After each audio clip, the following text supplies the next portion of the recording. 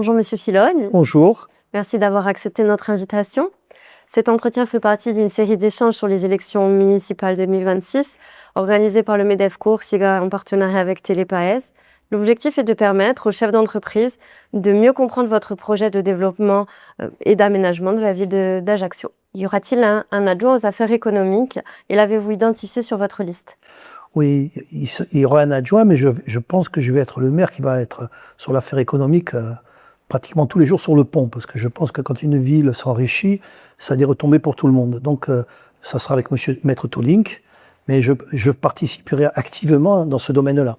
Quel modèle de développement économique souhaitez-vous privilégier pour Ajaccio et quels projets structurants entendez-vous mettre en œuvre ou consolider durant votre mandature? Déjà, dans le titre de notre liste, Gagner pour Ajaccio, c'est identité. Je veux qu'on réaffirme notre identité. Je veux qu'on réaffirme la liberté de pouvoir entreprendre sur Ajaccio. Aujourd'hui, on est plutôt dans le clientélisme que dans la liberté d'entreprendre. Et ensuite, installer partout dans la mairie la méritocratie. Je veux que les employés sachent qu'ils ne travaillent pas pour la ville, ils travaillent pour les Ajacciens. Par quel outil financier envisagez-vous de renforcer le potentiel fiscal de la commune? Je suis en train de travailler au niveau nationalement pour faire une zone franche sur la Corse qui va permettre de défiscaliser toutes les petites entreprises en dessous de 50 salariés, 2,5 fois le SMIC, pas de charges patronales, pas d'impôt sur les sociétés pendant 5 ans. Ça me permettra d'investir dans la société de manière à ce qu'elle puisse lutter contre cette invasion qu'on a de l'extérieur, puisque malheureusement sur les chantiers, on voit beaucoup d'entreprises étrangères. Je souhaite qu'on arrive à un localisme avec une clause environnementale qui fasse qu'on fasse plus appel aux entreprises corses qu'aux entreprises extérieures. Quelle est votre stratégie pour l'aménagement du territoire, et notamment l'accès au logement, la mobilité, la revitalisation du centre-ville, le développement périurbain et la transition énergétique?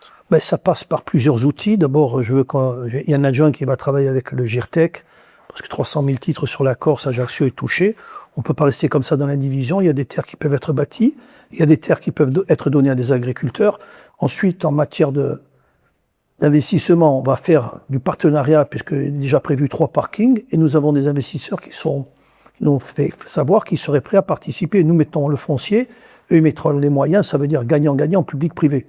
Ça veut dire que je ne veux pas, moi, faire tout à l'interne. Je pense que le public a ses limites et que le privé a un savoir-faire. Donc on va s'appuyer là-dessus. Maintenant, ces 3 parkings vont permettre au centre-ville de retrouver, puisqu'ils vont être gratuits, une grande économie, puisque nos parkings, nos business, donc je souhaite que ça s'installe. Ensuite, je vais travailler surtout sur un PLU intercommunal, de manière à ce que chaque commune prenne sa part en matière de logement. On ne peut pas tout concentrer sur Ajaccio, on n'y respire plus. Je souhaite que le bâtiment reparte, parce que, comme on dit, quand le bâtiment va, tout va.